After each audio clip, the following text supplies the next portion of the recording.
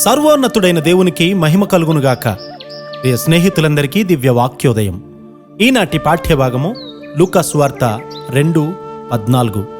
సర్వోన్నతమైన స్థలములలో దేవునికే మహిమ, సకల చరాచర సృష్టిలో సమాధానము.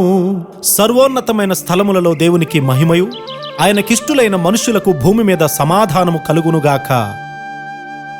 మన కొరకు మంచితనాన్ని ఆయన హృదయంలో కలిగి ఉండడం తప్ప దేవునికి మరే ఆలోచన ఉండదు.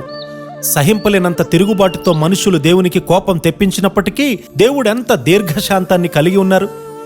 దేవుని గొప్ప ప్రేమ వల్ల ఆయన కుమారుణ్ణి అనుగ్రహించి ఆయన కుమారుని ద్వారా సువర్తమానము పాప మానవాళికి ఇవ్వబడింది.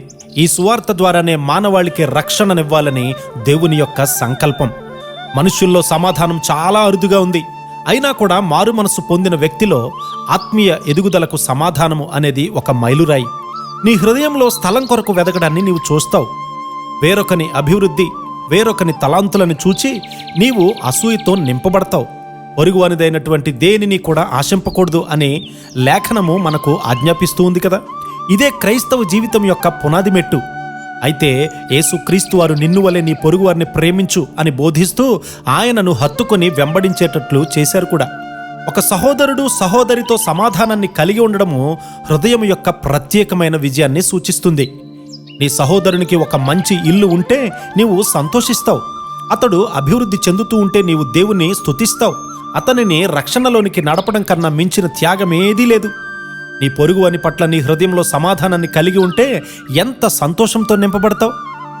ఆ సమాధానము వారికి స్వార్థను అందించాలన్న తాపత్రయాన్ని కలిగిస్తుంది. ఈ క్రిస్మస్ దినాల్లో నీవింకా చేయకుండా మిగిలిన పని నిమిత్తము ఆలోచించు.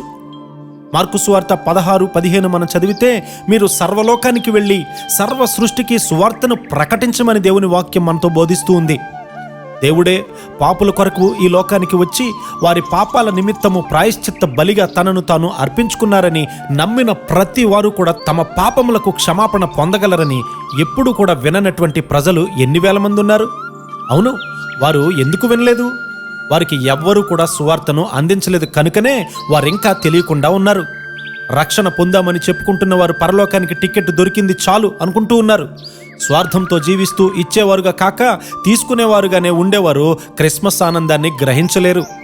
ఈ క్రిస్మస్ దినాలలో క్రిస్మస్ ఆనందాన్ని దేవుడే మనందరికీ అనుగ్రహించునుగాక. ఆమెన్.